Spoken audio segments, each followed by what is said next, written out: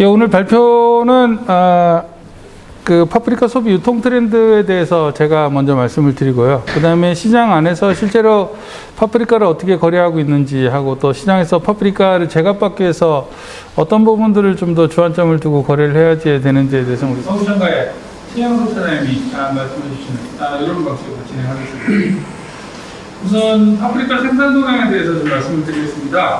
파프리카는 현재 생산량은 꾸준히 좀 증가를 하고 있는 상황인데 국내의 소비 침체는 지금 지속되고 있는 상황입니다. 특히 이제 국내 출하하고 일본 출하 모두 다 이제 증가 추세에 있기는 하지만 국내 유통 비용이 점점 이제 많이 13년 이후부터 증가 추세를 지속하는 상황입니다. 그러니까 결국에는 수출도 늘어나고는 있는데 우리가 생산량 증가를 수출이 다 커버를 못하고 있는 상황인 거죠. 그래서 결국에는 국내 유통량이 같이 늘어날 수밖에 없는 이런 상황입니다. 근데 이게 그 경기 침체에 따라서 이제 소비 부진은 계속되고 있고 지속적인 가락하락이 이어지고 있는데도 식자 접체 구매량은 계속 정체되고 있는. 그래서 보통은 이제 가격이 싸면 수요가 올라가야 되는데 가격이 싸져도 수요가 받쳐주지 못하는 지금 수요의 가격 비탄력성 문제가 지금 발생하고 있는 상황입니다. 파프리카의 이제 단수 변동률이랑 이제 그 재배 면적 변동률을 보면 전년도에 비해서 변동률이 점차 이제 안정화되는 추세에 있습니다. 과거에는 이제 재배 면적 변동률도 꽤 컸었고 단수 변동률도 꽤 컸었는데 점차 안정화돼 나가는 이런 추세를 보이고 있습니다. 다음은 이제 파프리카는 이제 사실은 경남하고 강원하고 전남, 전북이 거의 90% 정도를 차지하고 있고요. 경남, 강원 지역의 재배 면적 점유율은 이제 꾸준히 늘어나고 있는 상황인데 전남하고 전북의 점유율은 꾸준히 감소하는 이런 상황을 보입니다. 특히 이제 경기 지역 같은 경우에는 2006년에 전국 점유율이 거의 20% 가까이 있었었는데 지금은 점유율이 0.8%까지 감소하는 상태로 경기 지역의 감소율 폭이 아주 현저하게 큰 것으로 이렇게 파악이 됩니다. 다음은 이제 우리가 파프리카는 이제 동계작하고 하계작하고 보통 구분을 하는데 동계작 같은 경우는 10월부터 잉년 6월까지 경남하고 전남, 전북에서 주로 생산이 되고 있고요. 하계작은 이제 5월부터 11월까지 주로 강원도의 이제 철원이라든지 인제 양구 지역에서 주로 생산이 이루어지고 있는 상황입니다. 이 표를 보셔도 하계작 같은 경우는 이제 강원도 전체가 거의 대부분의 점유율을 차지하고 있고요. 나머지 여기 전북 지역 같은 경우도 대부분 이제 동계작에 이제 주로 많이 몰려 있는 이런 양상들을 보입니다. 그 다음에 이제 그 최근 파프리카가 보통 8월 말에서 9월 초 정도 되면 일시적으로 이제 출하량이 감소하는 양상을 보이는데요. 이때 지금 농가분들이 그 조기 정식을 해서 조기 출하를 하려고 하는 경향들이 있습니다. 이제 이러다 보니까 활력이 좀 많이 떨어져가지고 나중으로 갈수록 이제 착색이나 모양 불량이 나온다거나 아니면 경도가 좀 약해서 과육이 물러지는 이런 문제들을 좀 이야기하고 있는 것으로 저희들이 파악하고 있습니다. 다음은 이제 단수는 꾸준히 늘어나고 있는 상황입니다. 지역별로 이제 작형이 다르기 때문에 단수의 차이가 이제 존재하고 있는 것으로 나타나는데요.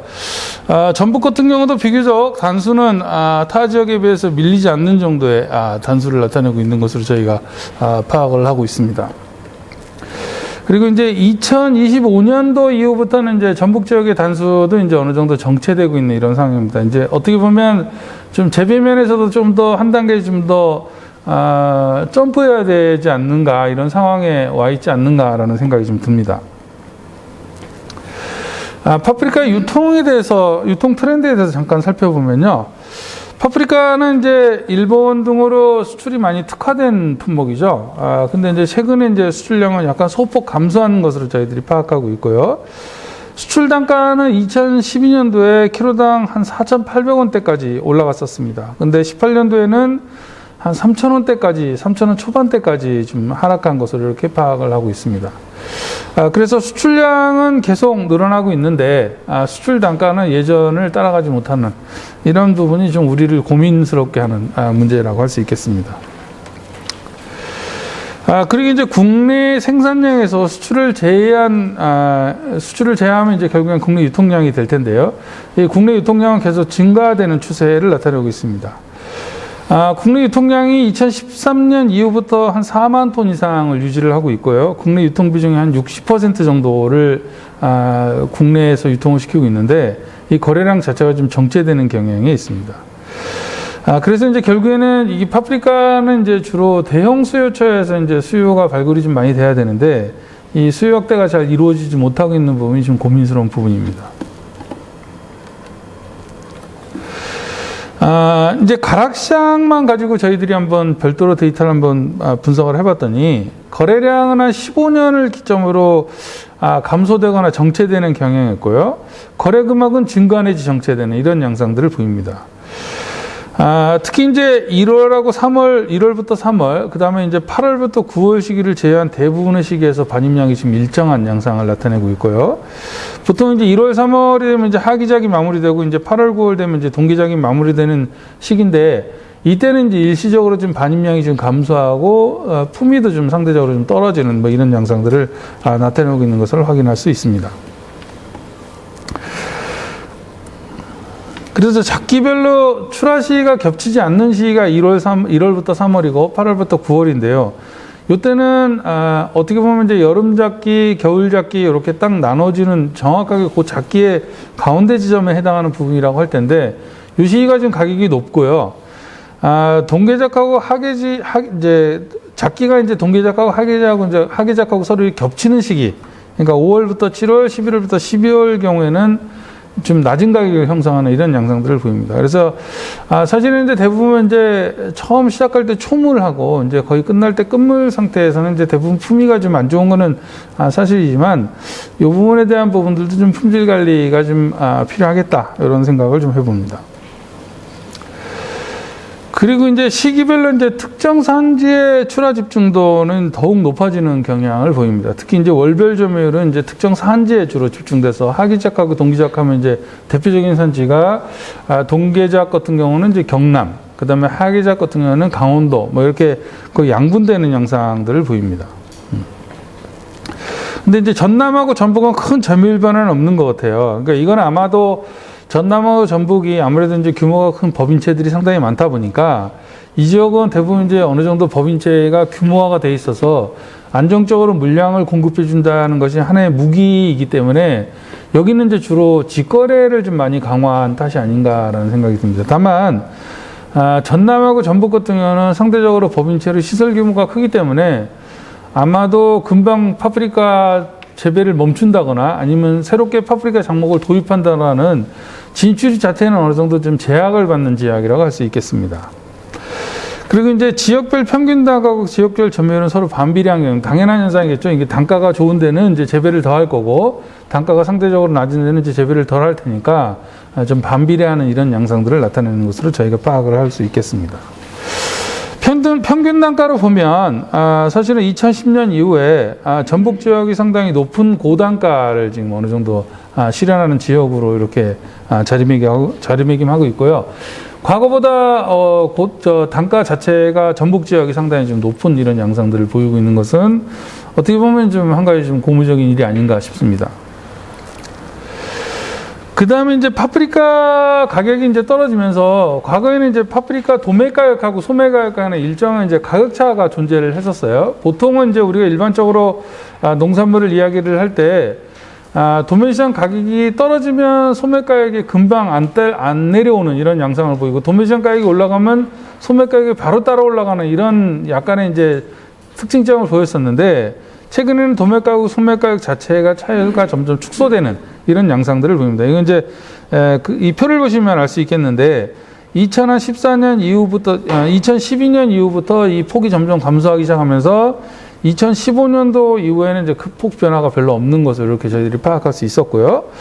특히 이제 재밌는 현상이 파프리카는 쌈채류 가격이 비싸거나 육류 가격이 비싸지면 파프리카 소비가 감소하는 이런 양상들을 나타냅니다. 그래서 아마 이거는 이제 육류 소비나 그 어떤 샐러드 수요하고 밀접한 관계가 있는 품목이기 때문에 그렇지 않는가라고 저희들이 한번 예상을 해봅니다.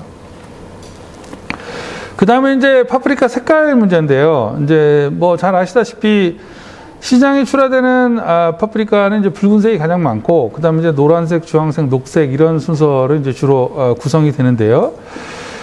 녹색 파프리카는 출하량이 계속 감소되고 있죠. 사실 이거는 이제 겨울에 청피망이 좀 상태가 안 좋을 때 파프리카 착색 안 지키고 그냥 청피망으로 내다파는 녹색 파프리카들이 있다 보니까 이런 것들이 이제 좀 있었었는데 최근에 요것들은 좀 많이 줄어드는 양상이고요. 붉은색하고 노란색은 이제 파프리카 출하비 좀 꾸준히 늘어나고 있는 추세입니다. 다만 이제 그 주황색 같은 경우는 상당히 이게 구색의 용도로 상당히 강하다는 점을 좀 말씀을 드리고 싶습니다. 그리고 이제 과거에는 파프리카 색깔이 이제 계절별로 좀 편차들이 있었는데 요즘에는 이제 계절별 편차는 거의 없어진 것으로 저희들이 파악을 할 수 있었습니다. 다음에 이제 파프리카 이제 색깔별로 포장 단위를 한번 보면요. 실제로 파프리카는 대부분 요즘에 이제 5kg짜리가 일반화되고 있는 추세로 빨강색이라든지 노란색이라든지 주황색, 청색, 뭐 공이 다 그 5kg 출하가 일반화되고 있는 양상인데요. 청색 파프리카 같은 경우는 아직도 청피망에 대체돼서 나오는 측면이 없지 않아 있기 때문에 여전히 10kg 포장이 그래도 조금은 다른 그 색깔보다는 10kg 포장이 좀 더 있다는 점. 근데 요것조차도 점점 줄어들고 있고 5kg가 뭐 거의 일반적으로 자리 잡고 있다는 점을 좀 특징적으로 말씀드릴 수 있겠습니다. 그리고 이제 그 평균 단가를 저희가 한번 뽑아봤어요. 서울청가에서 이제 저희들이 자료를 받아갖고 평균 단가를 한번 2010년부터 뽑아봤더니 주황색이 평균 단가가 가장 높고요. 그 다음에 노란색, 빨간색, 그 다음에 녹색 순으로 이렇게 단가가 이어지는데 노란하고 빨간하고는 이제 가격대가 좀 비슷합니다. 근데 이제 과거보다 그 주황색하고 노란색, 빨간색 간의 가격 차이는 늘어났다 줄어들었다 하는 측면이 있지만 과거 큰 차이는 없는 것으로 나타납니다. 그래서 대부분 이제 어떤 농가분들은 이제 주황색 파프리카가 단가가 좋으니까 이거를 좀 생산을 늘려볼까라고 하시지만 사실은 이거는 아까도 말씀드렸다시피 구색 측면이 강하기 때문에 수량이 조금만 늘어나도 가격이 뚝 떨어질 수 있는 문제가 있어서 상당히 신중하게 접근할 필요가 있다는 말씀을 좀 드리고요. 아까 제가 말씀드렸다시피 보통 이제 청피망 가격이 상당히 비쌀 때 파프리카가 좀 미숙가인 형태로 착색이 되기 전에 파란색 상태로 이렇게 출하하는 이런 대체 관계가 좀 있었는데 최근에는 이제 피망이 생산하고 가격도 상당히 안정화되면서 미숙가 출하의 필요성 자체가 상당히 많이 줄어들고 있다. 이런 특징을 좀 보이겠다는 점 말씀드리고 싶습니다. 도매 시장에서 우리가 일반적으로 파프리카를 이제 품질 관리를 할 때 우선순위를 두는 부분이 있는데 사실은 이제 우선순위는 이제 외관, 그 다음에 맛, 그 다음에 이제 안정적인 출하를 해줄 수 있느냐라고 하는 출하 조건들을 이제 파프리카는 좀 많이 따지는 것으로 이렇게 저희들이 파악할 수 있었고요. 도매 시장에서는 이제 파프리카를 평가할 때 상처가 있느냐 없느냐, 그 다음에 껍질의 두께가 두꺼우냐, 그 다음에 과형이 종이컵 반대로 엎어놓은 것처럼 이런 모양을 만들고 있느냐, 그 다음에 신선도가 있느냐, 색택이 잘 도느냐, 뭐 이런 것들을 상당히 중시한다는 거를 말씀을 드리고요. 파프리카를 평가할 때 우선적으로 외관을 가장 중시하는 것으로 저희들이 파악을 하고 있고요. 특히 과피 상처 유무가 상품 가치에 되게 큰 영향을 미치고 있는 것으로 저희들이 파악을 했습니다. 이 부분에 대해서는 뭐 어차피 이 조사 내용 자체가 사실은 최영석 차장님한테 저희가 인터뷰 조사에서 정리한 측면이 강하기 때문에 이따가 아마 최영석 사장님이 좀 더 자세하게 말씀을 해주실 것이라고 믿고 이 부분은 간단하게 제가 설명하고 넘어가겠습니다. 저희가 이제 상품 가치가 높은 것으로 평가되는 이제 파프리카에 대해서 저희가 일반 파프리카하고 미니 파프리카를 한번 조사를 해보면요. 일반 파프리카 같은 경우는 미니 파프리카하고 똑같이 색상은 짙은 거 100%로 나타났고요. 그 다음에 중량은 일반 파프리카는 한 200g 정도가 가장 좋은 것으로 이야기되고 있고 미니 파프리카는 40g 내외. 그 다음에 당도는 일반 파프리카 한 7.4브렉스 정도인데 많아서 미니 파프리카는 한 10.7브렉스 정도를 좋은 파프리카로 저희들이 평가를 하는 경향입니다. 그 다음에 이제 광택이 있느냐 없느냐에 대해서도 저희가 이제 확인을 해보면 있는 것이 좋다고 하는 게 한 88%, 그다음 없는 것이 좋다고 하는 소비자가 12%. 요거는 이제 미니 파프리카하고 일반 파프리카하고 거의 비슷하게 나타났고요. 단단함 같은 경우에는 일반 파프리카는 단단한 것을 좋아한다는 게 한 86% 정도 됐었는데, 미니 파프리카 같은 경우는 단단하게 좋다는 것이 한 70% 정도로 일반 파프리카보다는 상대적으로 좀 부드러운 것을 선호하는 경우가 미니 파프리카인 경우에는 좀 많았다라는 것을 좀 말씀을 드릴 수 있을 것 같습니다. 그 다음에 이제 모양 같은 경우는 이제 파프리카, 일반 파프리카 같은 경우는 종이컵 모양을 하고 있는 부분을 가장 좋은 모양이라고 하고, 특히 이제 상처가 없어야 되겠죠. 그 다음에 이제 그 미니 파프리카 같은 경우는 덩치가 좀 큰 고추 모양을 하고 있는 것으로 길이가 한 5cm 이상 정도 되는 것을 좋은 물건이라고 저희들이 평가하는 기준입니다. 그 다음에 특품의 조건이라고 하는 것이 이제 꼭지가 일단 신선해야 되고 상처가 없는 것이 일반 파프리카에서는 특품의 기본 조건이고요. 그다음 미니 파프리카 같은 경우는 꼭지가 신선한 것을 주로 좀 많이 평가하는 이런 경향을 나타냅니다. 그 다음에 이제 사실은 파프리카는 아무래도 이제 대일본 수출이라는 부분이 파프리카 시장에서 국내 파프리카 시장 가격을 좌우하는 요인도 되고요. 또 일본의 수출량이 변하게 되면 국내 유통량에도 영향을 미치기 때문에 일본의 시장이라는 부분을 고려를 안 할 수가 없는 상황인데요. 우리가 일본에 수출하는 파프리카 대일본 수출량은 계속 꾸준히 늘어나고 있는 추세입니다. 그리고 일본 내 파프리카 시장에서도 점유율은 계속 올라가고 있는 추세입니다. 실제로 2000년도에 우리가 한국산 파프리카를 일본에 수출한 게 한 10,000톤 정도를 저희들이 수출을 했었는데 2019년도에 한 35,000톤까지 수출량이 계속 늘어나고 있었어요. 그리고 2020년에는 코로나의 영향으로 수출입 자체가 많이 제약을 받지 않습니까? 그래서 작년도 같은 경우는 2019년도에 35,000톤 정도 한국 거를 수출을 하다가 2000년도에는 3만 톤 정도 수출하는데 그쳤습니다. 그런데 일본의 수입 데이터를 보면 전 세계적으로 그 파프리카를 수입한 물량 자체가 줄었기 때문에 한국산 파프리카가 일본 내에서의 차지하는 시장 점유율은 거의 변화가 없었다, 이렇게 볼 수 있겠습니다. 그리고 이제 한국 내에서 이제 일본 내에서 한국산 파프리카의 점유율을 보면 2000년대 19.8% 정도 있었거든요. 그러니까 이때만 해도 한국산 파프리카가 일본에서는 거의 이렇게 점유율이 높지 않았는데 최근에는 82% 정도까지 한국산 파프리카 점유율이 올라갔습니다. 그러니까 사실은 원래 일본이라는 나라가 파프리카를 먹는 나라는 아니었었거든요. 사실은 일본의 파프리카 시장을 네덜란드 사람들이 일본에 와서 파프리카 시장을 만들었는데 한국이 사실은 일본 시장에 잘 접근해서 네덜란드가 만들어놓은 파프리카 시장을 한국산 파프리카 시장으로 접수를 참 잘했죠. 그래서 지금 한국산 파프리카가 82%까지 점유율을 끌어올렸는데 이건 물량 기준이고요. 실제로 금액 기준으로 점유율을 보면 한 75.5%입니다. 그러니까 결국에는 한국산 파프리카가 일본에 가장 가까운 나라에서 생산되는 파프리카임에도 불구하고 멀리서 가지고 오는 뉴질랜드나 네덜란드산보다는 평균 단가가 낮다는 이야기예요. 그래서 결국에는 한국산 파프리카가 여전히 일본 내에서는 높은 가격 경쟁력을 바탕으로 점유율을 늘리고 있다, 이렇게 말씀을 드릴 수 있을 것 같습니다. 근데 재미있는 현상이요. 지금 일본의 월별 파프리카 국가별 점유율 비중을 보면 이쪽 오른쪽에 있는 게 이제 2017년 기준인데요. 2017년 기준에 보면 사실은 우리 여름작으로 나가는 게 주로 일본의 네덜란드산하고 일본에서 많이 부딪히고요.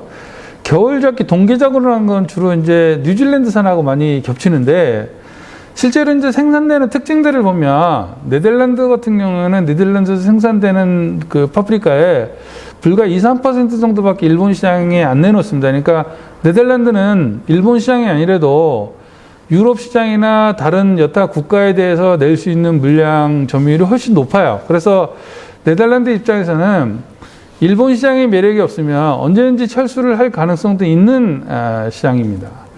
그러다 보니까 한국이 사실은 최근에 이제 여름철 파프리카, 특히 이제 강원도가 여름철 파프리카 산지를 이제 등극을 하면서 일본 시장에 이제 상당히 푸시를 많이 했고, 그러면서 상대적으로 네덜란드의 일본 내 시장 점유율을 많이 떨군 영향이 일본 안에서 한국산 파프리카 점유율을 높인 이유 중에 하나가 됩니다.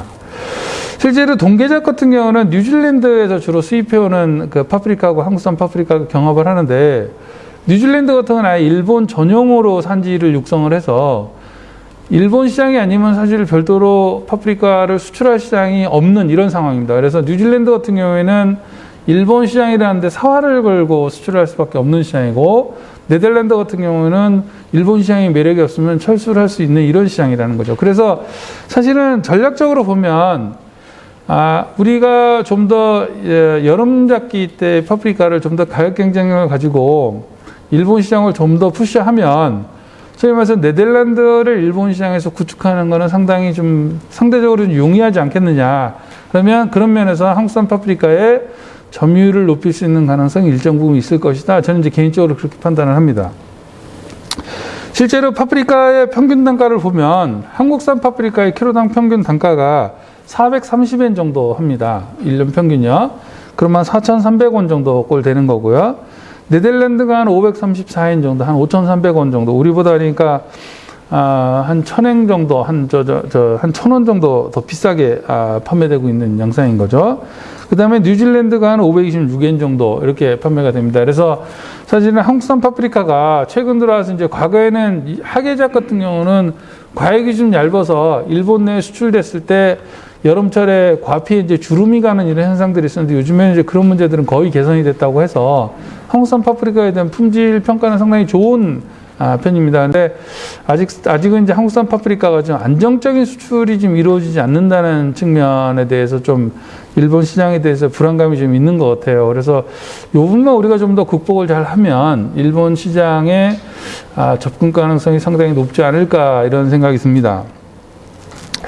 특히 그 일본 시장이라는 데가 사실은 그 오랜 그 상적 관행들이 있어서 상인들이 그 거래처를 단기간에 잘 그게 바꾸지 않는 이런 특성이 있습니다. 그래서 우리가 어느 날 갑자기 가격을 싸게 내본다거나 그냥 조건을 좀 좋게 해서 수출을 한다고 해서 금방 뉴질랜드나 화난산 파프리카를 쓰다가 갑자기 한국산 파프리카로 전환할 가능성은 크지 않고요. 일본 사람들 같은 경우는 어느 정도의 오랜 경험을 통해서 자기네들이 이 거래처하고는 안정적인 거래가 가능하구나라는 것을 확인하지 않는 순간까지는 거래처를 좀 변경하지 않는 그런 특성들이 좀 있습니다. 그래서 좀 장기전으로 일본 시장을 좀 공략할 필요가 있고, 장기전으로 공략해서 일본 시장을 개척하면 그 시장 자체가 바뀔 가능성이 이렇게 높지 않다라는 점은 또 한 가지 우리한테는 기회인이 될 수도 있다, 이렇게 판단이 됩니다.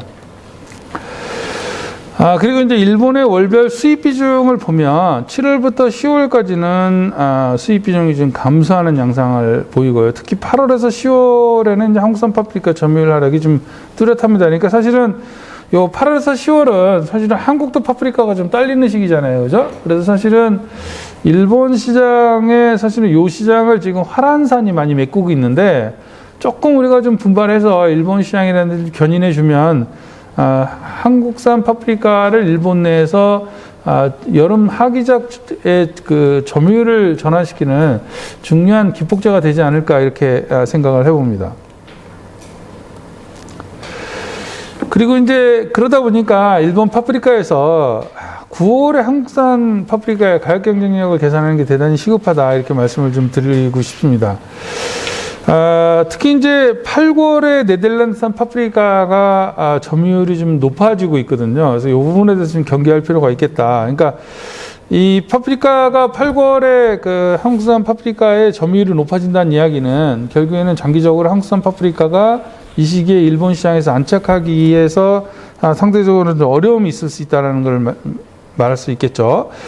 그 다음에 이제 우리가 8, 9월에 한국산 파프리카 점유율을 보면 우리가 80% 이상을 점유하고 있는 나라임에도 불구하고 8, 9월에 보면 한 9%밖에 되지 않는다는 것은 충분히 우리가 개선할 여지를 좀 가져야 되지 않겠느냐라는 생각을 좀 해봅니다. 그 다음에 일본 소비자가 파프리카를 살 때 우선순위를 삼는 게 원산지를 가장 먼저 봅니다. 그 다음에 이제 가격을 보고 이제 크기를 보는 측면이 있는데요. 예를 들자면, 원산지가 일본 사람들 저희들이 설문조사를 해봐도 네덜란드 하면 왠지 모르게 고급스러움, 뭔가 좀 비쌀 것 같은 뭐 이런 이미지가 강하고요. 한국산 파프리카 하면 싸야 된다는 이미지가 상당히 강한 것 같아요. 저희들이 설문조사를 해봐도 실제로 소매점에서 파프리카 판매를 하는 걸 봐도 한국산 파프리카를 하나당 98엔에 판매할 때 뉴질랜드산이나 네덜란드산 같은 거는 148엔 내지는 198엔에 판매를 하거든요. 그래서 결국에는 이거는 이제 우리가 파프리카만 잘 만들어도 될 문제가 아니라 결국에는 이제 근본적으로는 이제 한국이라는 나라의 국격을 높이는 것도 중요하고요. 또 파프리카 자체에 대해서 안전성에 대한 이미지를 좀 획기적으로 바꿔주는, 그래서 안전에 대한 한국산에 대한 이미지를 좀 개선해 주는 것도 대단히 중요하다. 실제로 저희가 일본 소비자들한테 수년 전에 한번 조사를 한번 해본 적이 있는데요. 안전 문제에 대해서는 한국산하고 중국산하고 거의 비슷하게 보는 경향이 있습니다. 그러니까 이거는 우리는 인정하고 싶지 않겠지만 일본 일반적인 국민들이 한국산 농산물에 대해서 그렇게 느낀다는 거는, 사는 사람이 그렇게 느낀다는 거는 우리가 상당히 예의주시하고 바라볼 필요가 있습니다. 그래서 특히나 요즘에는 이제 파프리카는 우리가 아이디 번호도 다 부여를 해서 이력 추적이 다 될 수 있게 하고는 있지만 가끔 가다가 불미스럽게 이게 검역에 잔류농약이 검출되거나 하는 사건들이 발생하기 때문에 이것 자체가 또 한국산 파프리카의 신뢰를 떨어뜨리는 중요한 요인이 되기 있기 때문에 이런 부분에 대해서 우리가 좀 더 한국산 파프리카에 대한 일본 소비자들의 안심감을 심어주기 위한 조치들이 좀 필요하겠다, 이런 생각을 좀 해봅니다. 그 다음에 이제 파프리카 소비 트렌드에서 간단하게 좀 말씀을 드리겠습니다. 소비자의 파프리카를 구매하는 거를 보면 2014년 전후로 다른 양상을 좀 보입니다. 2014년까지는 파프리카를 구매하는 가구 비율이 꾸준히 늘었었거든요. 근데 이후부터 감소하는 추세를 보이고 있어요. 가구당 연간 구매액이 평균 한 10,000원 정도 되고요. 연간 구매 수는 한 4회 정도로 나타나고 있습니다. 실제로 소비자들은 파프리카를 많이 여전히 구매를 하고 있긴 하지만 충성스러운 고객을 유지하고 신규 고객을 유치하는 부분에 대한 전략이 좀 필요한 거 아닌가 싶습니다. 예를 들자면 뭐 우스갯소리로 과거에는 등산할 때 조금 부의 상징으로 파프리카를 들고 다니면 좀 있는 것처럼 보였고요. 좀 없는 사람은 오이 들고 다니고 물 들고 다니고 그랬었는데 요즘에는 파프리카가 들고 다닌다고 이렇게 뭐 있어 보이고 하는 시대는 이미 지났지 않습니까?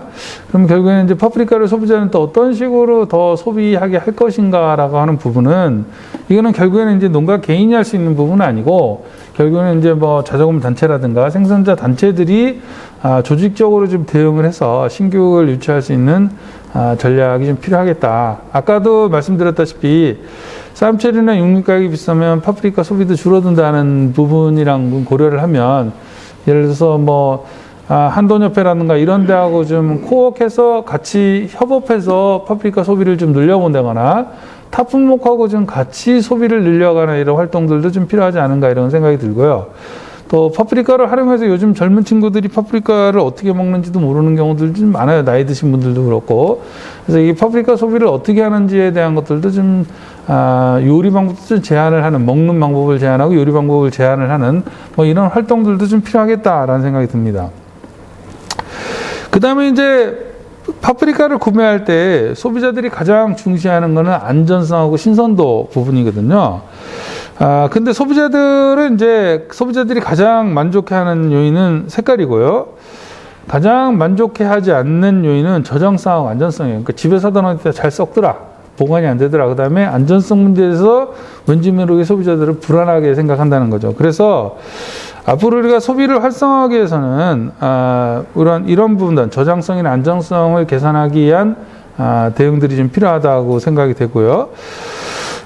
그리고 소비를 활성화하기 위해서 우선 개선해야 될 게 뭐냐라는 걸 물어보면, 일단 아삭함이라고 하는 식감이 좀 빨리 개선이 되겠다. 그러니까 결국에는 이제 과육을 관리하는 부분이 되게 중요한 거고요.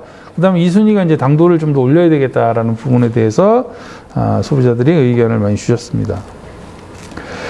그리고 이제 2018년 하고 18년부터 20년까지 3년 평균하고, 그 다음에 2015년부터 17년까지의 3년 평균을 가지고 서로 비교를 해보면, 파프리카 구매가 늘었습니까? 라고 물어보면, 과거하고 비슷하다는 소비자가 거의 최고 많고요.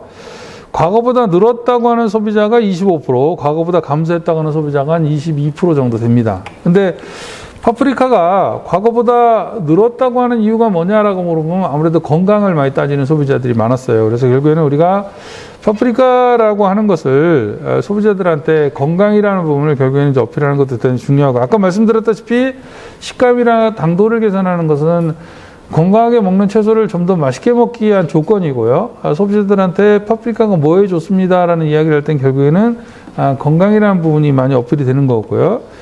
파프리카 구매가 감소하는 이유는 결국에는 가격이 비싸다는 거예요. 그러니까 사실은 생산자 입장에서 보면 상당히 이건 난처한 이야기이긴 한데, 결국에는 파프리카를 소비자들한테 좀 더 저렴한 가격에, 적정한 가격에 판매하기 위해서 생산비를 지속적으로 절감시켜가는 부분이 되게 필요하고요. 또 한 가지는 파프리카를 우리가 판매를 할 때 결국에는 이제 소포장화라는 부분들도 이제 고려를 해볼 필요가 있겠다라는 생각을 좀 해봅니다. 그 다음에 이제 파프리카를 소비하는 방법을 보면 우리나라 소비자들은 과일처럼 생식하는 소비자들이 가장 많은 것으로 나타났고요. 그 다음에 이제 샐러드에 내는 소비자들이 많고, 그 다음에 이제 색깔내기로 쓰는 경우들이 좀 많이 있는 것으로 이렇게 되고요. 가장 선호하는 색은 역시 이제 빨간색, 색깔내기용으로 보면 빨간색을 가장 많이 선호하는 것으로 파악이 되고, 파프리카를 구별할 때 색깔을 고려하는 이유가 뭐냐? 그러면 색깔별로 영양 성분의 함량이 좀 상이하지 않느냐? 소위 말해서 빨간 건 좀 안토시아닌 성분이나 뭐 이런 성분들이 좀 많지 않을까? 뭐 이런 생각들이 소비자들한테 나타나는 거죠. 그 다음에 파프리카를 구매할 때 소비자들은 신선도를 어떻게 파악하는지 한번 저희가 봤더니, 과육을 일단 손으로 만져보고 단단한 게 신선하다고 생각하는. 그러니까 어떻게 보면 우리는 시장에서는 과육의 두께하고 꼭지 상태를 많이 보는데, 의외로 소비자들은 꼭지보다는 만져보고 과육이 단단한지를 많이 보더라. 그러니까 결국에는 우리가 뭐 겨울철 산지 같은 거는 크게 그런 문제는 안 되지만, 여름철 산지 같은 거는 과육이 물러지는 경우가 상당히 많아서 과육을 좀 두껍고 단단하게 재배할 수 있는 재배 방법 내지는 품종 선택이 좀 필요하겠다라는 말씀을 좀 드리고 싶습니다. 그 다음에 파프리카 구매할 때 일반적으로 선호하는 포장단은 2-3개 정도 구매하는 것으로 나타나고요. 뭐 예를 들어서 일본 같은 경우는 수출할 때 벌크로 수출을 하거나 아니면 하나씩 낱개 포장을 하는 경우들이 많은데, 일본 사람들은 파프리카를 보통 개 단위로 사는 경우가 많아요. 그러다 보니까 이제 낱개 포장을 많이 선호하지만, 한국 같은 경우는 조금 상황이 좀 달라서 2-3개 정도 비닐 포장에 담아서 출하를 하는 것이, 포장을 해서 출하를 한다면 그 방식이 가장 좋을 것 같다는 생각이 좀 듭니다. 그리고 파프리카 구매할 때 꼭지 상태를 보면 꼭지가 좀 길게 남아있는 것을 소비자들은 좋아하는 이런 부분을 보입니다. 그 다음에 파프리카를 구매할 때 가장 불만스러운 사항이 뭔지 소비자한테 물어봤더니 가격이 너무 비싸다라는 이야기를 가장 많이 해요. 그래서 절대적으로 파프리카 소비 확대를 위해서는 가격이라는 부분을 뛰어넘지 않으면 힘들겠다라는 생각이 들고, 이제 가격을 뛰어넘으려면 결국에는 수량성이 많이 나오는 파프리카를 고르거나요, 아니면 단위당 수확량을 많이 낼 수 있는 생산 방법을 계산하는 방법일 텐데, 어쨌든 뭐 단기적으로 이걸 달성할 수 있는 문제는 아니겠지만, 장기적으로 결국에는 가격을 떨고 나가는 부분은 대단히 파프리카 시장을 형성하기 위해서 중요하다. 그리고 이제 특히 이제 식자재 시장이 상당히 이제 앞으로 이게 파프리카의 소비를 많이 할 수 있을 영역인데, 결국엔 식자재 시장 쪽으로 넘어가면 궁극적으로는 더더욱이나 가격 경쟁력이 대단히 중요해질 거고요. 또 장기적으로는 중국산 파프리카도 이제 그 한국에 수입되어서 들어올 가능성이 전혀 없는 건 아니기 때문에, 이런 부분들 좀 고려를 한다면 한국이 소위 말해서 단수를 끌어올려서 단가를 떨구거나, 아니면 어떤 다수학 품종을 통해서 단수를 끌어올려서 가격을 떨어뜨리는 뭐 이런 재배 방법이나 품종을 통해서 수량성을 높여가는 부분이 절대적으로 중요하지 않은가, 이런 생각을 해봅니다. 그리고 이제 연령대별로 보면, 과거에는 이제 그 연령대별로 그 소비자들의 이제 구매가 차이가 많이 났었는데, 2018년도에 보면 30대 이하 계층의 소비가 좀 많이 늘어나는 것으로 연령대별로 이렇게 나타납니다. 요거는 이제 아무래도 그 젊은 소비자들이 이제 샐러드류라고 하는 이제 소비 트렌드에 좀 민감하다 보니까, 젊은 층이 이제 파프리카 소비가 많이 늘어난 걸로 보이고요. 또 고령층보다 좀 다양성을 좀 많이 추구하고 있는 그런 성향 때문이 아닌가라는 생각을 해봅니다. 다음에 이제 파프리카는 역시 돈 있는 사람들이, 경제적으로 여유가 있는 사람들이 파프리카를 많이 구매하더라. 그러니까 아까도 말씀드렸다시피 파프리카의 가격 부분에 대해서 소비자들이 아직은 불만이 많기 때문에 결국에는 아직은 파프리카가 좀 더 소득이 좀 있는 소비자들 중심으로 파프리카 소비가 좀 상대적으로 더 많다. 이런 말씀을 좀 드리고 싶고요. 그 상황은 과거보다는 조금 더 완화되고 있다. 이렇게 말씀드릴 수 있겠습니다. 그 다음에 이제 가구 구성원 수가 이제 많아지면 3인 가구를 정점으로 이렇게 꺾이기 시작했었는데 요즘에는 이제 나이 드신 분들도 이제 파프리카 소비를 상대적으로 많이 늘린 걸로, 그래서 그 가구 수별로 격차가 그렇게 크지 않은 것으로 저희들이 확인할 수 있었습니다. 특히 그 미니 파프리카 등장으로 이제 소규모 가구, 가구 수가 적은 가구에서는 이제 파프리카에 대한 관심도 좀 많이 늘어나고 있고, 특히 미니 파프리카 같은 경우는 특히 이제 다이어트를 한다거나 이제 젊은층 중심으로 미니 파프리카 소비가 좀 많이 늘어나고 있다는 부분이 좀 고무적이긴 한데, 한 가지 재밌는 게 이제 일반 파프리카는 뭐 빨간 파프리카 하나만 농사를 져도 큰 문제가 안 됐지만 미니 파프리카라는 경우는 어느 정도 이제 색깔을 대부분 이제 빨강, 뭐 주황 이렇게 따로따로 파는 경우가 대부분 세트로 판매를 하다 보니까 어느 정도 규모가 되지 않는 경영체 같은 경우는 미니 파프리카 도입이 현실적으로 좀 어려운 부분이 좀 있는 것 같아요. 그래서 그런 부분이 좀 산지에 미니 파프리카를 도입하는 데 좀 제약 요인으로 작용하고 있는 것 같고요. 예, 결국에 이제 그렇게 하려면 결국에는 생산자들도 생산 단계에서의 조직화라는 부분도 장기적으로 좀 필요하지 않는가 이런 생각이 듭니다. 그리고 미니 파프리카를 주는 구매 정서는 소비자 거주지의 인근한 이제 슈퍼마켓 쪽이 많이 늘어나고 있는 양상을 보이고, 요거는 비단 파프리카뿐만 아니라 채소과일 전체적으로 우리가 농식품을 구매하는 구매처로서의 동네 슈퍼마켓의 비중이 계속 늘어나고 있다는 측면에서는 뭐 큰 차이 없는 것 같습니다. 그러니까 슈퍼마켓에서 농산물을 많이 구매한다는 얘기는 대형마트에서는 일주일에 한 번씩 한꺼번에 물건을 모아서 사다 보니까 구매하는 단량이 컸었는데, 슈퍼마켓에서 소비자들이 구매를 한다는 얘기는 그때그때 필요한 물건만 조금씩 사다 쓰다 보니까 소비자들이 한 번에 구매하는 단량이 크지 않다라는 거죠. 그러니까 그 부분이 과거하고 지금하고의 많이 차이인 것 같습니다. 그 다음에 이제 파프리카를 이제 아까 그 주로 구매하는 그 이유가 이제 맛과 색깔을 내는 것이라고 말씀을 많이 드렸었는데, 또 소비자가 그 특성에 따라 파프리카의 주로 용도도 좀 다르게 나타나는 것으로 보입니다. 그러니까 그 50대 같은 경우에는 생식용으로 많이 소비를 하고요. 40대 같은 경우에는 음식의 맛이나 색깔을 첨가하는 형태로 많이 이용이 되고 있는 이런 양상들을 보여서 조금씩 연령대별로 차이가 있고, 또 가구원 수별로도 약간의 차이가 있는 것으로 이렇게 나타납니다. 다만 50대 이상의 가구 수가 많은 가정인 경우는 이제 다양성을 많이 추구하는데, 40대 이하의 소규모 가구 같은 경우는 이제 건강 기능성을 많이 추구하는 이제 가구별로 약간의 차이를 좀 나타내고 있는 것 같습니다. 그 다음에 이제 마지막으로 미니 파프리카를, 최근에 이제 미니 파프리카가 많이 구매가 늘어나고 있는데요.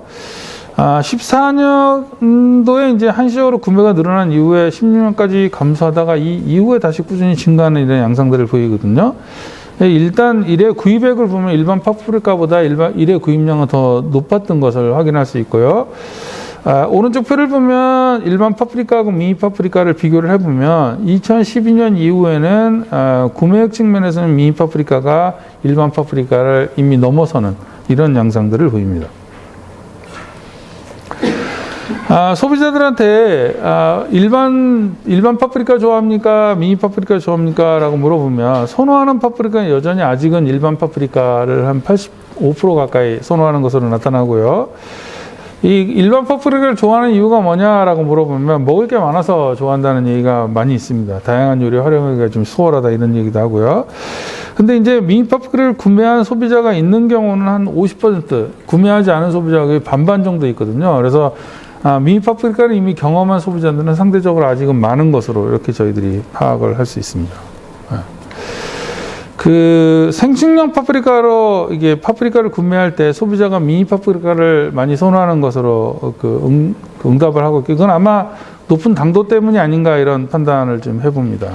다만 이제 이게 미니 파프리카를 구매하지 않는 소비자들은 왜 미니 파프리카를 구매하지 않았나요? 라고 물어보면 시장에서 구매하기가 쉽지 않다라는 의견이 좀 지배적이었다는 거. 그래서 아직은 미니 파프리카가 일반 시장에 골고루 다 이렇게 유통되고 있지 못하는 부분이 결국엔 미니 파프리카가 아직까지 대중화되지 못하고 있는 가장 큰 이유가 아닌가 싶습니다.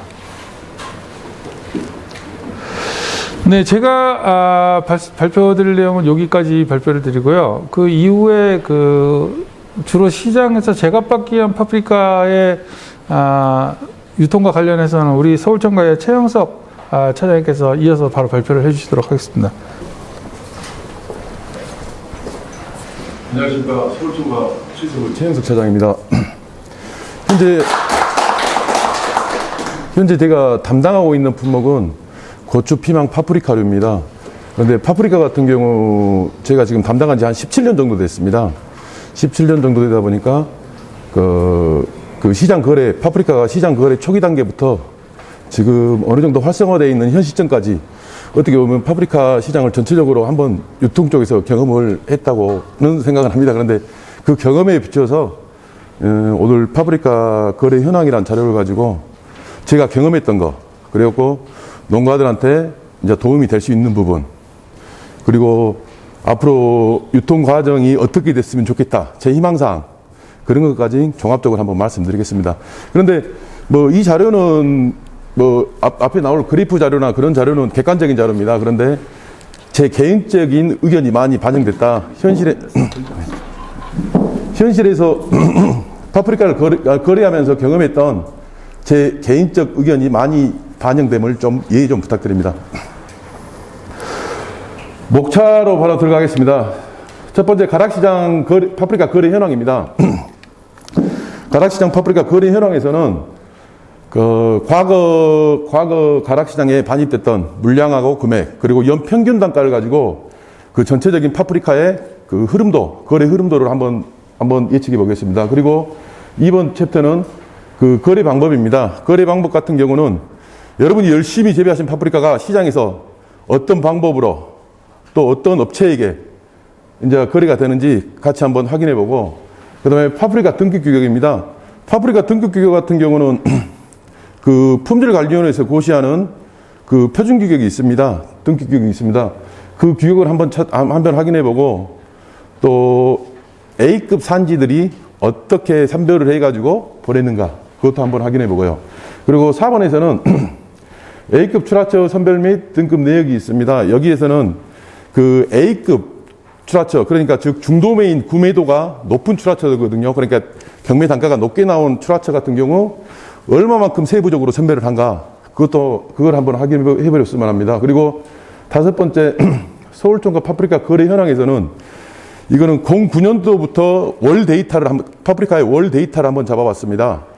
이 데이터 가지고 그 월 작기별로, 그러니까 대형 유통업체의 시장 의존도, 그거를 한번 데이터를 한번 잡아봤습니다. 그러니까 어느 시점에 대형 유통업체들이 시장 의존도가 높나 낮나, 그걸 한번 체크해보고 거기에 따른 이제 가격 그래프, 가격 형성의 변화를 한번 같이 확인해 보려고 이걸 넣었거든요. 그리고 6번째 같은 경우는 서울청과 전자거래 현황입니다.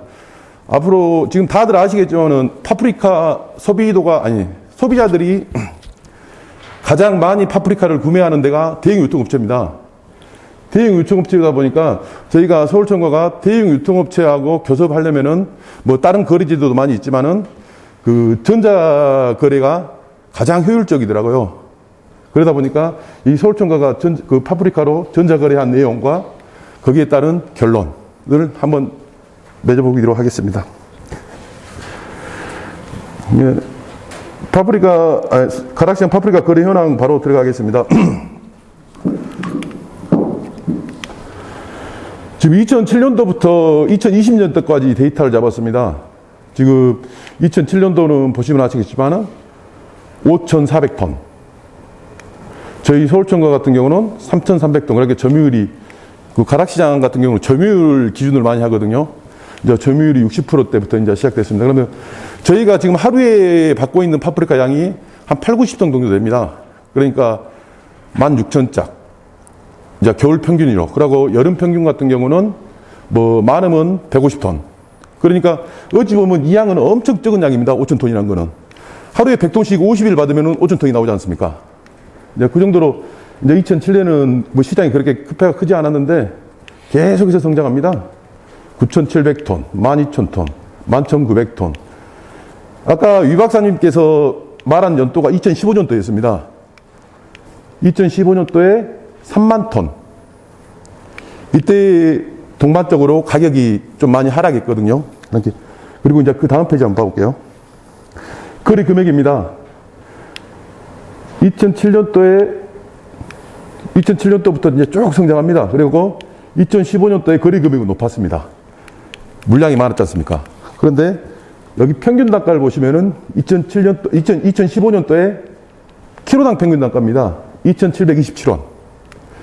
파프리카가 3,000원부터 2007년도에 3,000원부터 쭉 시작해가지고 2010년도에는 4,000원대 연평균 단가입니다. 계속 4,000원대 물다가 2015년도에 2,727원으로 떨어집니다. 혹시 그 산지에서 오신 분 계십니까? APC에서. 지금 제 경험상 2015년도 같은 경우는 그 직거래가 엄청 활성화될 때입니다.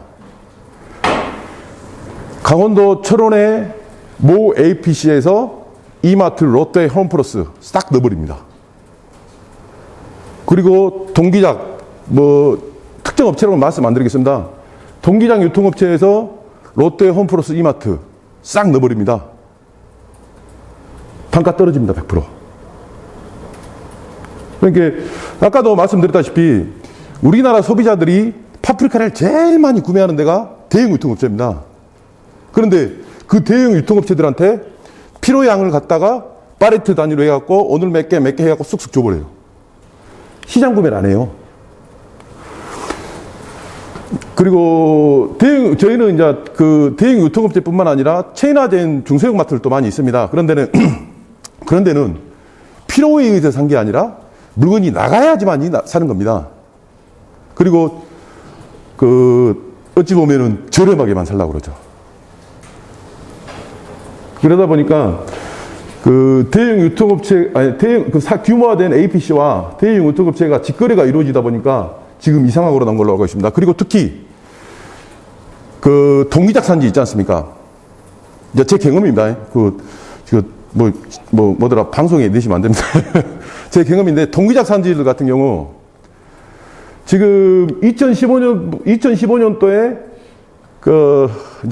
철원 하기작 산지의 APC가 뭐 20만 평 해가지고, 물량을 모아가지고, 롯데 주고, 홈플러스 주고, 이마트 주고, 다 그랬었습니다, 여름에 2015년도에 바닥이 났습니다. 농가들이 뭘 하지 않습니까? 짝당 5,000원만 넘었으면 좋겠다, 5kg에. 그런 세월이 있었습니다. 이 지역이 여름 지역이 철원 농가들인데, 철원 농가들은 지금 절대 대형 유통업체 물건 필요하면 가락시장 서울청가에서 사가라 그럽니다. 철원에도 조은구린이라든가, 뭐, 여러 가지, 뭐, 대성이라든가, 뭐, 법인들이 많이 있거든요. 그리고 기마 APC도 있고. 그런데 철원 농가들은, 저희도 많은 부단한 노력을 했죠. 왜 경매사들, 저희도 이제 어떻게 보면은, 월급쟁인데, 여기 계신 분 월급쟁이도 계시겠지만, 가만히 있어도 월급 들어오지 않습니까? 그런데, 그거에 저희도 부단한 노력을 했습니다. 철원 사람들이 직거래 못하게끔. 대형 유통업체한테 물건 달라면은, 우리 물건 서울청가로 보내려니까 서울청가에서 구매해가라. 그런 식으로 계속, 나름대로 많이 홍보도 하고 광고도 하고 그랬습니다. 왜냐? 파프리카는 대형 유통업체가 시장을 핸들링 하지 않으면은 시세가 계속 떨어지더라 이겁니다. 여기 2007년도, 이때는 산지가 규모화 안 될 때지 않습니까? 여기 운봉 APC도 어느 정도 그 상황은 알고 계실 겁니다. 이쪽, 지금 2012년도부터인가, 이때부터 이제 규모화되기, 제 개인적으로 알기로는 그렇게 알고 있거든요. 파프리카가 호황기였습니다, 호황기. 그러다가 대형 유통업체, APC, 규모화된 APC가 생긴 뒤로 이제 대형 유통업체들이 시장에서 물량을 구매 안 하고 산지에서 물건 주라. 단가는 시장 단가 기준. 이마트 같은 경우는 금요일 날 단가를 측정합니다. 이마트 MD들, 바이어들은 어찌 보면은 금요일 날 저렴하게 경매 단가가 나오길 바라겠죠. 시장 단가가. MD들 능력이 뭡니까? 최저 단가 매입입니다. 롯데 MD, 홈플러스 MD, 이마트 MD. 그 바이어들이, 능력 있는 바이어들이 최저 단가로 매입하는 겁니다. 그리고 역으로 경매사들은 농가분들에게 돈 1,000원이라도 더 받아야지만이, 아니, 더 드려야, 더 높은 단가로 해줘야만이 농가들은 저희 믿고 들어오는 거거든요. 그러니까 그 이해관계가 어느 정도 상충되는 부분도 없지 않아 있습니다. 그런데 여기서 이제 2015년도 아까 위 박사님이 말씀하신 그 이제 시대가 하락한 그 부분 같은 경우는 제 개인적인 경험상 대형 유통업체와 직거래가 엄청 늘어났다 그겁니다. 그리고 또 역으로 동기작들. 하기작들 같은 경우는 그 가락시장의 시세를 좌지우지하는 산지가 강원도 철원입니다. 철원 같은 경우는 거의 직거래를 안 해요. 그리고 그 정도로 이제 저희도 홍보를 많이 했지만은, 왜냐면은 자기 물건 먼저 팔아먹으려 하다가 시장 단가 떨어지면은 그 단가로 정산되지 않습니까? 그러면 농가들은 자기 물건 좀 팔아먹으려 하다가 자기 발등 찍는 겁니다. 그냥 시장에 맡겨라. 자유롭게. 대형 유통업체들이 시장에 와서 핸들링 하고 할 수 있게. 파프리카는 지금 산지들이 다 규모화되다 보니까 한 차단위, 막 몇 바리트 단위 이렇게 그리게 됩니다. 맞지 않습니까? 그런데 그 물건들을 칠 수 있는 데가 어디냐? 대형 유통업체입니다. 그리고 고단가일 때, 농가들 이제 고단가를 다들 좋아하지 않습니까? 저희도 고단가는 좋아하거든요. 왜냐면은 고단가 형성되면은 경매하기도 수월해요. 그리고 대형 유통업체 같은 경우는 물량을 구매하게 되면은 차단위로 구매하게 되다 보니까, 처음부터 끝까지 시세가 안정적으로 유지가 됩니다. 그런데 역으로 대형 유통들이 시장 구매를 안 해주고 직거래를 해버리면은 처음에만 푹 치고 갔다가 계속 꼬꾸라집니다. 하루에도 시세 차이가 돈 많은 차이 나버립니다. 유통이 시장을 핸들링 하냐 안 하느냐에 따라서. 그건 이제 제 경험입니다. 그리고 동기작 아까 말씀드렸다시피 동기작은 올해도 저희가 엄청 힘듭니다. 지금 한 4, 5년 전부터 동기작 규모화된 산지들이 그 유통업체에 물건을 줘버리니까 시장 구매를 안 해요. 지금 아까 위 박사님께서 8, 9월에 그 6월, 7월 장마로 인해서 착과가 안 돼가지고 고온기로 인해서 착과가 안 돼가지고 8, 9월에 시세가 높게 형성된다고 말씀하셨지 않습니까? 그런데 해년마다 그렇게 높게 형성되다 보니까 올해 같은 경우는 이른 동기작들이 많이 생겼습니다. 그 정식을 빨리 해가지고 고온기 때 나무를 키워가지고 8월 말부터 빼는 농가들이 규모화된 전라도 지역 농가들이 많이 생겼습니다. 그러다 보니까 올해 같은 경우도 그 운봉 여기는 하기작이지 않습니까? 올해 같은 경우도 농가들 입장에서는 양은 나온 거는 많지 않습니다. 전년 대비 생산량은 많지 않았을 겁니다. 맞지 않습니까? 그런데 역으로 전년 대비 가격은 많이 떨어졌습니다. 그게 왜 그랬냐? 이제 이른 동기작 그 문제가 없지 않아 있었습니다. 그 시점이 그 운봉 농가분들도 생각할 겁니다. 항상 8, 9월 달 되면은 6, 7만원대, 이 물량이면 6, 7만원대 나와야지. 맞지 않습니까? 그런데 올해는 이른 동기작 물건들이 어느 정도 완충 자격을 해줬다고 보시면 됩니다. 그런데 그 농가분들, 전라도에서 이른 동기작 하신 분들이 지금 상품성은 많이 안 좋아요. 왜냐하면 고온기 때 키워가지고 나무가 스트레스를 많이 받다 보니까 지금 상품성이 엄청 안 좋은 상황입니다. 그러니까 내년부터는 이른 동기작이 안 들어갈 겁니다. 그러면 역으로 내년 8, 9월 달에 시세가 많이 높게 형성되지 않을까 이제 그렇게 예측도 하고 있습니다. 그리고 아까 동기작 말씀하다 말았는데 동기작 같은 경우는 지금 올해 11월 달 지금 이제 여기까지 경매했던 거를 이제 동기작 물건들이라 그러지 않습니까? 동기작 시작되는 물건들이라 그러지 않습니까? 그런데 올해같이 힘든 시점이 없었습니다. 파프리카 반입량이 하루에 50톤도 안 되는데 서울청가에 만짝도 안 되는데 만짝은 엄청 쉽게 파는 거거든요. 저희가 만짝도 안 되는데 그 A급 물건도 몇 개 대도 안 하는데 처음에 2만 원 나왔다가 그 다음에 15,000원 떨어져 버려요. 그 정도로 어느 정도 규모화된 유통에서 시장을 핸들링 안 하고 있다는 소리입니다. 그런데 지금 좀 더 지금 시세가 좀 올라갈 거라, 이제 어떻게 보면은 지금 시점부터 12월 중순까지는 다들 아시겠지만 이제 물량이 좀 없는 시점이거든요. 시세가 올라가야 되는데 뭐 그렇게 많이 안 올라가고 있는 걸로 알고 있습니다. 그런데 대형 유통업체 판매량은 별반 차이 없습니다. 지금 다들 아시다시피 대형마트를 안 가더라도 온라인에서 클릭 하면은 싹 들어옵니다. 파프리카가 됐건 대파가 됐건 그러지 않습니까? 그런데 대형 유통업체 판매량 그렇게 별반 차이는 없다. 그리고 더 중요한 거는 그 대형 유통업체에서 시장 핸들링을 안 하기 때문에 시장 단가는 떨어진다. 제 개인적 경험 자료입니다. 그리고 거래 방법 알려드리겠습니다. 지금 여러분께서 이제 열심히 재배하신 파프리카 가락시장에 들어오면은 어떻게 거래된가 한번 설명드리겠습니다. 지금 경매제도입니다. 경매제도 같은 경우는 저희 서울청과에서 20년도 기준 한 물량 기준으로 해가지고 한 33만 7천 통 정도 이제 서울청과에서 물량이 거래가 되는데 그 33만 7천 톤 중에 약 한 87%가 이 경매제도로 거래됩니다. 이제 경매제도의 단점이나 장점 뭐 여러 가지가 있지만은 그래도 이제 농가분들이 그 상품성대로 제대로 평가받을 수 있는 제도가 제 경매사 입장에서는 경매제도라고 생각합니다. 왜냐하면은 뭐 뒤로 나오는 온라인 제도라든가 정가 수익 매매 제도, 그 다음에 전자거래 제도 그런 제도 같은 경우는 규모화된 농가들에게만은 해당되는 부분이거든요. 왜냐하면은 한 차당 물량 서로 단가 결충하고 이제 그런 부분이 있기 때문에. 그런데 소규모 농가들하고 이제 규모화된 농가들하고 제가 봐서는 평등하게 잘 만들어진 제도가 이 경매제도라고 생각합니다. 그런데 지금 경매제도에서 불신이 많이 계신 분들 안 계십니까, 역시? 생산 농가분 중에.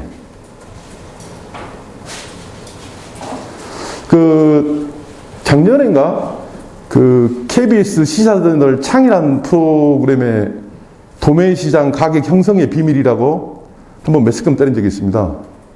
저희 아버지도 이제 시골에서 대파농사를 하시거든요. 그러니까 가락시장 경매사들 다 이제 나쁜 사람이라 그런 이미지, 그 방송 하나 때문에 엄청 생겨버렸더라고요. 그런데 첫 번째 요건이 뭐냐면은 이제 경매사들을 신임할 수 없다고 그 방송을 한 첫 번째 요인이 뭐냐면은 제가 봐서는 부당거래입니다. 그러니까 중도면하고 짜고 치고 막 그런 거 있지 않습니까? 그런데 지금 가락시장 같은 경우는 경매 건건당 0.01초 단위로 다 전송이 됩니다. 그리고 CCTV. 그렇게 경매대에 2개나 달려 있습니다. 왜냐하면 모니터 보이고 그 중도면인들 감독하게끔요. 그러니까 그전 드레이더 하에서는 지금 시스템 하에서는 부정이 있을 수가 없습니다. 그리고 또 두 번째는 이제 너무 성의 없이 경매한다. 시세라고 그러거든요. 이제 하루 경매된 그걸 갖다 시세라 그러지 않습니까? 시점의 가격입니다. 시점의 가격. 이제 여러분들도 이제 편하게 예를 한번 드리겠습니다. 이제 단체로 회식하는데 노래방을 갔어요. 5명이 갔는데 노래를 5명이 막 돌아가면서 빨리빨리 불러버려야지 재미가 있지 않습니까? 흥도 나고. 경매제도 그겁니다. 그 대신에 이제 유능한 경매사가, 다 이제 전문적인 경매사들이 경매하는데 딱 이게 시세가 맞다 그러면은 쭉 치고 달려야 됩니다. 단체로 노래방을 가갖고 다 5명이 갔는데 3명은 쫙 불러갖고 흥이 돋구면서 재밌게 놀았어요. 그런데 네 번째 순번에 노래 불러야 될 사람이 안 부른다고 빼고 그러면은 흥이 탁 끄그러져 버리지 않습니까? 맞지 않습니까? 다 같이 으쌰으쌰 해갖고 훅 이제 스피드 있게 진행해야지. 경매란 게 그겁니다, 바로. 시점의 가격. 운봉농협에서도 파프리카를 가락시장에 보냈지만은 L자를 5바리트 놓고 5초 안에 경매를 하더라도 같은 가격이 안 나옵니다. 그러면 L자를 5바리트 처음에 15,000원 팔아놓고 경매사가 한 템포 쉬고 늦게 경매하면은 시세가 떨어졌으면 떨어졌지 절대 오르진 않습니다. 경매는 분위기입니다, 분위기. 경매사가 이 시세가 맞다 싶으면은 처음부터 끝까지 틈도 안 주고 팔아버려야 됩니다. 생각해 보십시오. 물건 구매자들한테 시간을 많이 주면은 이 사람들이 별의별 생각을 다 하고 사거든요. 싸게 누르려고. 맞지 않습니까? 물건 사는 사람들이 정신없게 팔아버려야지만이 어떻게 제 말씀이 이해가 안 될 수도 있습니다만은 구매자들한테 시간적 여유를 주면은 경매 단가가 형성이 되는데 많은 문제가 있습니다. 그러니까 저도 경매란 거를 배우기를 경매는 분위기다 이렇게 배웠습니다. 뭐 그게 이제 맞는 말인지는 모르겠습니다만은 이제 경매는 분위기라고 배웠습니다. 그리고 온라인 경매 제도입니다.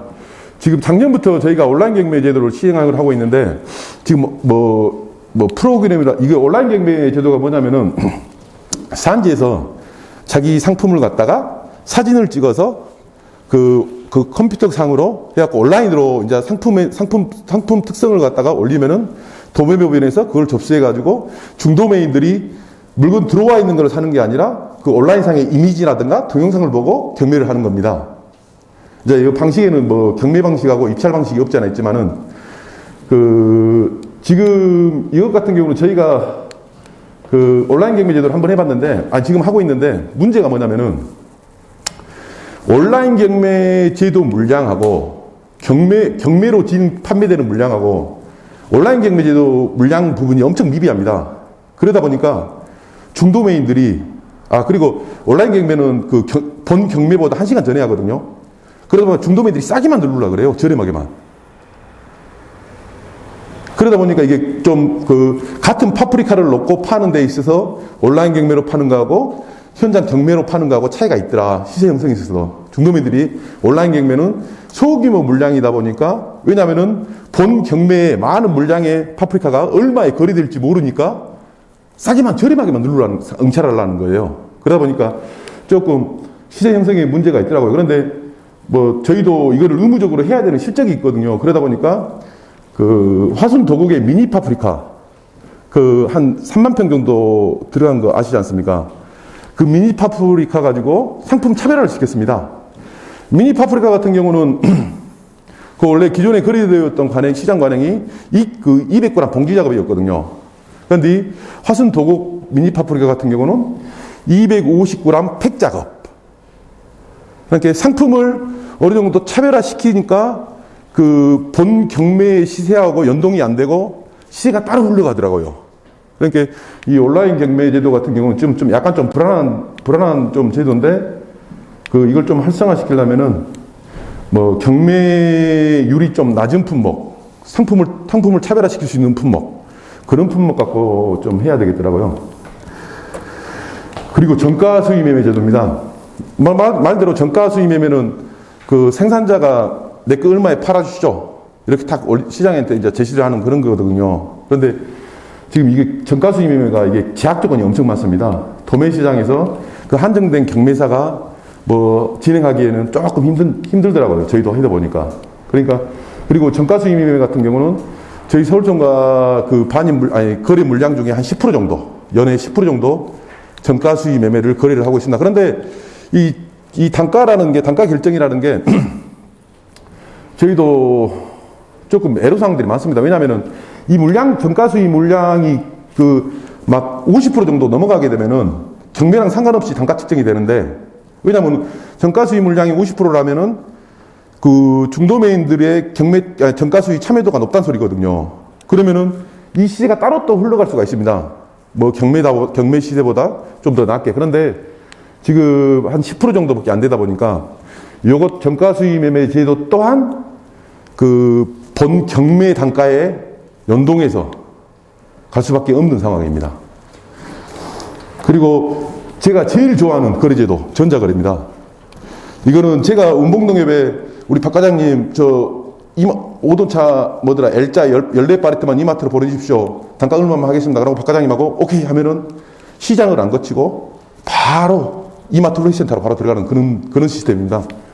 이제 앞으로 도매시장이 대형 유통업체하고 어느 정도 또 교섭을 하려면은 이 전자거래 제도를 현실에서는 이 제도가 제일 낫지 않나 그렇게 생각합니다. 여러 파프리카 등급 규격입니다. 한국품질관리원회 이제 등급 규격 나온 자료를 캡처해갖고 올린 겁니다. 여기서 제일 중요한 거는 등급 중에 제일 중요한 거는 과형은 다들 기본적인 거지 않습니까? 선별을 하시다 보면은 요 경도입니다. 경도. 특히 운봉 지역 같은 경우 여름이지 않습니까? 무조건 경도입니다. 지금 제가 파프리카를 경매하다 보니까 인원 문의자를 많이 받습니다. 왜 개별 농가 물건은 2만 원 나오는데 내 거는 15,000원 밖에 안 나오냐? 개별 농가 물건은 2만 원 나오는데 내 물건은 공동선별 물건은 왜 15,000원 밖에 안 나오냐? 자기는 공동선별 인원인데. 맞지 않습니까? 그 이유가 뭐냐면 거의 대부분 이 경도 때문에 그럽니다. 거의 대부분. 제가 아까 말씀드렸다시피 여름 같은 경우는 대형 유통업체의 시장 의존도가 높다고 그랬지 않습니까? 공동선별 물건 엄청 좋아합니다. 그런데 APC의 단점이 뭐냐면, 제가 경험한 단점이 뭐냐면은, 이제 농가들이 물건을 하루에 싹 갖고 옵니다. 갖고 오면은 수출 물건 빼놔야 되고, 어디 납품 물건 빼놔야 되고, 남는 물건 시장 보냅니다. 그 한여름에. 그러면은 시세가, 여러분들이 중도매인, 그렇게 구매자라고 생각해 보십시오. 같은 단가면 단단한 거 사죠. 맞지 않습니까? 맞지 않습니까? 그리고 여기는 가락시장은 도매시장입니다. 물건이 바로 경매돼가지고 바로 판매하는 게 아니라 뭐 후레이센터라든가 뭐 혁신센터라든가 그 저장실에 들어갔다 나옵니다. 그러다 보니까 매장에서 경도가 없는 상품들은 구매를 안 하려고 그럽니다. 중도매인들이. 이렇게 제일 중요한 거는 경도고, 그 다음에 이거 중량구분은 다들 아시지 않습니까? 중량구분은 뭐 라지 24가, M 사이즈 30과 S 사이즈 36과 이래가지고 넷 중량이 5kg.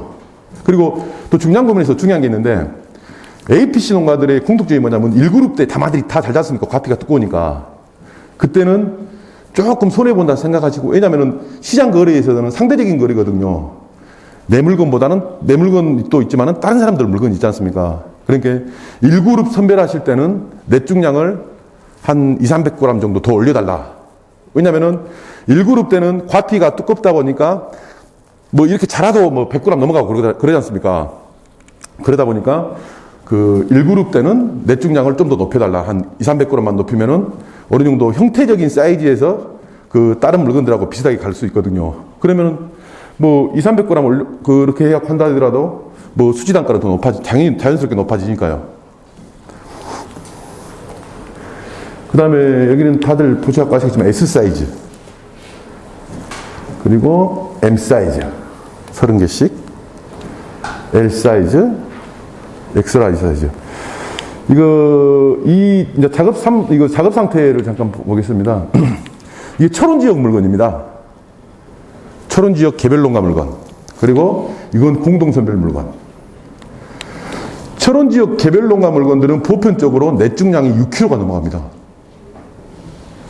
넷 중량이 6kg가 넘어가요. 이제 공동선별 농가들이 이제 아까도 말씀드렸다시피 왜 단가 차이가 이렇게 나냐. 그게 이제 실질적으로 보기도 좋습니다. 지금 이게 사진상으로 표현이 잘 안 돼서 그러는데 박스 안에 꽉꽉 담아가지고 완전 이쁘게 출하가 됩니다. 그러니까 이런 물건들 같은 경우는 특별한 시세가 나옵니다. 그리고 이런 상품들 같은 경우는 이 박스가 헐렁하지 않습니까? 이런 상품들 같은 건 공동선별 상품이거든요. 그런데 이 상품들 같은 경우는 대형 유통업체에서 엄청 좋아합니다. 왜냐하면은 파프리카가 압상당하지 않으니까. 이렇게 공동선별의 뭐 장점도 많이 있죠. 그런데 이 넷 중량 6kg짜리 그 경매 단가하고는 비교하지 마시라 이거죠. 농가분들이. 왜냐하면은 공동선별 농가들은 식중량이 5kg고 이건 6kg지 않습니까? 그리고 저희도 뭐 간축위원회 가격 자료를 발표할 때 공동선별 농가 물건들 갖고 평균 단가를 따집니다. 그리고 A급 출하처의 선별 등급 4개입니다. 여기서는 아까도 말씀드렸다시피 중도매인 선호도가 높은 우수 출하처들이 얼마만큼 세부적으로 선별하는가, B급이란 A-급, B급, C급을 얼마만큼 많이 빼는가, 그거 한번 확인해 보겠습니다. 지금 하늘채 물건입니다. 지금 이제 이 날짜가 12월 달이거든요. 그러면 이게 2그룹, 12월 10일 정도 되니까 2그룹 시작되는 물건들이었습니다. 그러다 보니까 물건 상품들이 2그룹 때는 다들 좋지 않습니까? 물건들이. 그러니까 뭐 이게 A급, A-급, C급이거든요. 그러니까 A급 비율이 이제 당연스럽게 이제 높은 상황이고요. 그 대신에 하늘채 같은 경우는 마이너급도 A-급도 뭐 A급하고 시 차이가 거의 안 납니다. 그 정도로 세분적으로 선별합니다. 그리고 그 A급에 넣을까 말까 고민되는 물건들 있지 않습니까? 여기는 과감하게 B급으로, 아니 마이너급으로 넣습니다. 그러니까 어떻게 보면 이거 합쳐갖고 단가 따지면은 뭐 그냥 그 마이너급을 정품으로 넣어갖고 경매시키는 거하고 차이가 많이 나죠. 그리고 요거 같은 경우는 철원 좋은 굴인 겁니다. 여기도 서울청과 우수출하처거든요. 하기작. 여기 보시면 아시겠지만은 M자 정품이 155개입니다. B급이 185개. 아니 마이너급이. C급이 80개. 이 정도로 세부적으로 선별합니다. 지금 APC, 뭐 농협 APC의 공통점이 뭐냐면은 농가들이 선별에 개입을 많이 합니다. A란 농가는 정품률이 80% 나왔는데 내 거는 왜 50%밖에 안 나오냐 이거라. 선별은 무조건 객관적이게 선별해야 됩니다. 생산자 여러분이 직접 물건을 사다가 직접 판매한다는 생각으로 해요. 그렇게 선별은 무조건 세게 해야 됩니다. 그러면은 전체적으로 평균 단가가 올라갑니다. 시장에서는요. 그리고 좋은 그림 같은 경우도 지금 이렇게 세게 선별을 해도 마이너급을 많이 빼도 농가들이 아무 말도 안 합니다. 그렇게 이제 꾸준히 흘러오던 조직이다 보니까요. 그리고 절대 진짜 개별 농가분, 회원 농가분들한테 말씀드릴게요. 농협에서 어떻게 선별하든 가만 놔두십시오. 객관적으로 선별만 하라고. A급들이 뭐 낮다 높다 그런 말씀 절대 관여하시면 안 됩니다. 왜냐면은 자기 욕심 하나 때문에 공통 APC 물건들이 싹 빼버립니다. 이미지가 다 빼버립니다. 그러니까 생산 농가분들은 농협에서 어떻게 선별을 하든 간에 놔둬라. 그 대신에 시장에서 박 과장님한테 내가 피드백을 하면 박 과장님도 이제 서로 간에 이제 거래 시점이 되면 자주 통화를 하거든요. 뭐 물량이라든가 그런 부분에서. 그렇게 피드백을 하면은 박 과장, 이제 그렇게 수정이 될 수 있게끔 농가들은 절대 손대면 안 된다. 그 선별에 대해서는.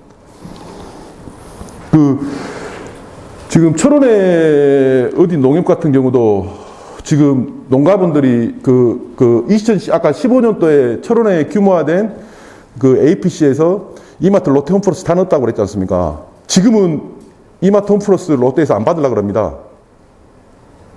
왜냐면 선별 때문에요. 그 사실입니다. 그렇게 내가 사실적으로 진짜 그런 상황입니다. 그러다 보니까 롯데 홈플러스 이마트가 서울총과에서 구매를 합니다. 역으로요. 그리고 지금 5번 같은 경우는 서울총과 파프리카 거래 현황입니다. 여기서는 거래 현황을 가지고 그 작기별 대형 유통업체 측에서 시장의 의존도가 얼마나 높은가 이제 그걸 한번 확인해 봤으면 합니다. 이 그래프 한번 봐보십시오. 모르겠죠. 그래서 3년 평균 데이터로 잡았습니다. 지금 아까 말씀드렸다시피 지금 빨간색 2018부터 20 하기작 단가거든요. 이 3년치 평균 단가입니다. 3년치 평균 단가. 그리고 2015에서 17이라고 그랬지 않습니까? 2015에서 17 연두색입니까? 이 색. 제가 말씀드렸지 않습니까? 2015년도 이후부터는 하기작 같은 경우는 여름작 같은 경우는 대형 유통업체의 시장 구매도가 높아졌다. 지금 보십시오. 15에서 17, 18에서 20, 18에서 20 올라가지 않습니까? 맞지 않습니까? 그리고 이 동기작 같은 경우는 뭐 그래프는 어느 정도 비슷하게 나왔지만은 그 평균 단가라든가 그런 부분이 봐보십시오. 그런 부분이 하락세입니다. 여기 시작이 5천원부터 시작되지 않습니까? 근데 여기서 그리고 이제 여기 같은 경우는 서울청가가 이제 경매하는 그 중도매인들이 한 52명 정도 되는데 여기에 대형 유통업체들이 11개 벤더들이 있습니다. 지금 11개 벤더들이 있는데 아까 말씀드렸다시피 하기작에는 11개 벤더 업체들이 서로 경쟁을 합니다. 하루에 한 착씩 살라고 10파리씩. 왜냐하면 대형 유통업체들은 아시다시피 뭐 한두 파리 사는 게 아니거든요. 여름에는 11개 업체들이 경쟁을 합니다. 겨울 같은 경우는 5개 업체. 왜냐? 산지에서 다 넣어버립니다. 산지에서 유통을 다 넣어버립니다. 그 박 과장님한테 하나 여쭤볼게요. 박 과장님이 A란 상품을 그러니까 그 옥션 사이트에서 판매를 하려고 그러는데, 딱 상품을 올리니까 11명이 덤벼요. 살려고. 그리고 또 어떤 시점에 또 다시 올리니까 5명이 덤벼요. 박 과장님께서 내 거 1,000원 더 안 주면은 안 팔란다. 그러면은 단가가 올라갈 확률이 11개 사람이 구매하려고 하는 게 높겠습니까? 아니면은 5개 사람이 구매하려는 게 높겠습니까? 11개 업체가 당연합니다. 시장 취지도 마찬가지입니다. 그리고 박 과장님, 또 하나만 더 물어볼게요. 죄송합니다. 과장님, 혹시 사모님이 집에서 여보 파프리카 좀 사와 그렇게 한 적 있습니까? 예. 아, 이래요? 저는 아직까지 우리 와이프가 파프리카 좀 사오라고 말한 적이 없거든요. 대파 사와, 마늘 사와, 뭐 간장 사와. 파프리카는 이제 제 개인적인 판단입니다. 파프리카는 저는 우리 여기 계신 분들도 파프리카 없어도 집에서 밥 먹지 않습니까? 이렇게 극단적으로 표현할게요. 그 필수제냐 사치제냐, 파프리카 사치제입니다. 어디 뭐 논문 보니까 뭐 필수제 뭐 간다, 뭐 수렴해 간다 이런 말이 있더라고요. 그런데 경매하는 입장에서는 이거 사치제입니다. 그리고 이제 우리나라 식문화 패턴이 바뀌다 보니까 이제 약간씩 이제 소비는 되는 상황인데, 대형 유통업체도 아시겠지만은 파프리카 같은 경우 단가 매출 올리기 엄청 좋은 품목입니다. 알당 판매지 않습니까? 대형 유통업체들을 MD들한테 물어보니까 서로 매출 경쟁을 해요. 롯데홈플러스 이마트. 그러면 자기네들은 그렇게 하여튼간에 좀 자세한 말씀 못 드리겠는데, 이제 그런 매출 올리기 딱 좋은 품목이 파프리카라 그럽니다. 그러니까 이런 품목들은 대형 유통에서 너희들 시장에서 물건 사라. 농가분들이 그렇게 하셔야 됩니다. 그렇게 하셔야만이 시장도 가격 형성의 기능을 제대로 하는 거고, 또 농가분들도 저희도 비싼 엄청 고단가는 바라지도 않습니다. 저희가 제일 머리 아플 때가 언제냐면은 물량이 홍수출하되는데 이 물건을 뺄 데가 없는 겁니다. 하루에 3만 짝씩 계속 들어오는데. 그런데 여름 같은 경우는 대형 유통업체하고 교섭을 해가지고 행사를 다단계로 쳐버립니다. 다단계로 하자 이렇게 하고 얼마 떨어진 단가니까 얼마 해갖고 시장 구매에서 단가를 받치게 되면은 대형 유통에서 한번 받치게 되면은 우리 서울청가 약간 52명의 중도매인이 있다고 그렇게 말씀드렸지 않습니까? 한 업체에서 오늘 다른 중도매인들은 10,000원을 보고 어제 20,000원이었는데 다른 중도매인들은 다 10,000원을 보고 대형 유통업체 하나가 15,000원을 보고 처음에 15,000원 사지 않습니까? 그러면 52명의 중도매인들이 필요하기 때문에 물건 사야 된다면 15,000원을 놔야 되니까 계속 15,000원 응찰합니다. 그러면 또 그게 하루가 지나갑니다. 그 시세가 하루가 지나갑니다. 그러면서 이제 여름 같은 경우는 전체적인 이제 시세 그래프가 나오는 거고요. 여름 시세 같은 경우는 완만하게 형성되거든요. 시세 그래프가 그럴 겁니다. 그런데 역으로 겨울 같은 경우는 하루아침에 폭 올라갔다가 그 다음날 폭 거꾸로져 버립니다. 겨울 같은 경우는. 그게 뭐냐? 지속적으로 대형 유통업체가 시장을 핸들링 안 하고 있다는 소리입니다. 대형 유통업체가 지속적으로 이제 시장을 핸들링하게 되면은 완만한 시세 곡선이 그려지거든요. 그런데 자기네들 산지에서 물건 빵꾸 나니까, 물건 못 대준다니까 갑자기 시장에 발주 주는 거예요. 외주를. 생각해 보십시오. 대형 유통업체는 무조건 차단위로 나가야 되는데 기본적으로 16발이 되지 않습니까? 한대면은. 그 겨울에, 한겨울에 50톤밖에 안 들어오는 그런 상황에서 특정 등급을 갖다가 특정 등급의 A급을 갖다가 14발이 사야 된다면은 시세를 올리고 사야 됩니다. 그것도 못하게 올려야 됩니다. 그래서 겨울 같은 경우는 시세 진폭이 엄청 크게 형성되는 겁니다.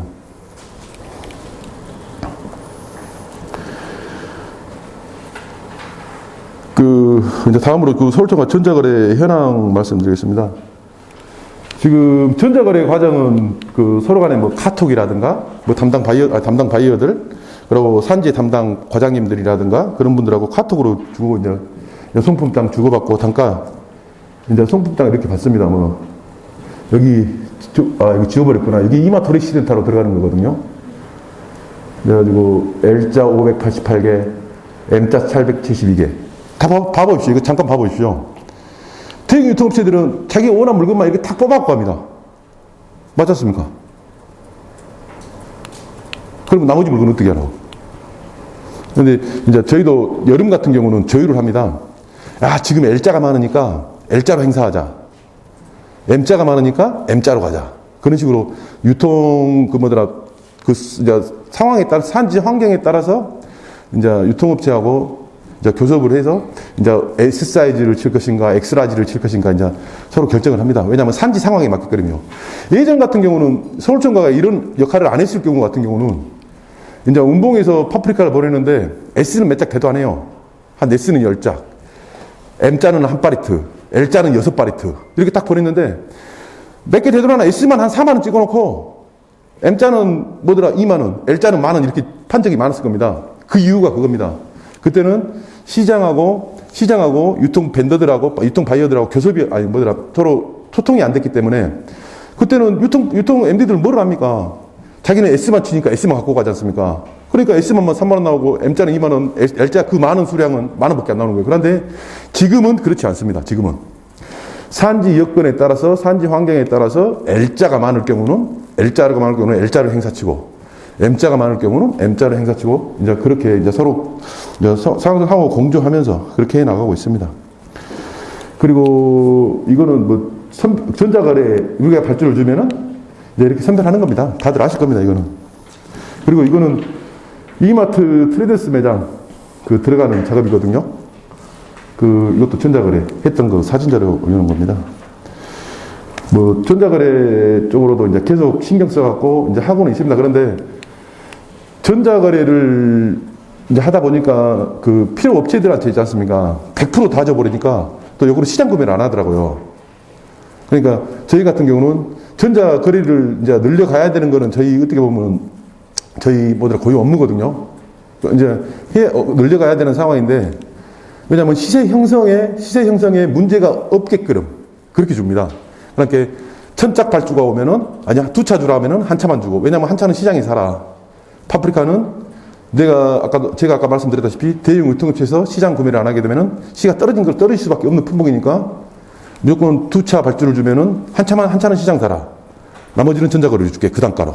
이제 그런 식으로 이제 유도를 이렇게 풀어가고 있습니다. 제가 이 파워포인트 자료가 작년부터 계속 썼던 자료입니다. 그런데 지금도 저는 이 말이 맞다 생각합니다. 도매시장에 힘이 생겨야 생산농가도 힘이 생긴다. 도매시장이 지금 가격 형성 기능이 산지 대형 유통업체의 직거래로 인해서 좀 약해지고 있거든요. 도매시장이 약해지면 생산농가들도 힘들어집니다. 첫 번째, 제가 아까 말씀드렸다시피 제값받기 위한 파프리카를 판매 관리해서 제값 받으려면 어떻게 해야 되냐면 첫 번째, 무조건 당일 선별된 물건은 당일 시장으로 보내라. 두 번째, 생산 농가들은 절대 선별에 관여하지 말아라. 왜냐하면은 한 사람이 관여하면 운봉 APC 이미지가 다 베려버려요. 절대 관여하지 말아라. 그러고 세 번째, 파프리카는 서울청가로 보내라.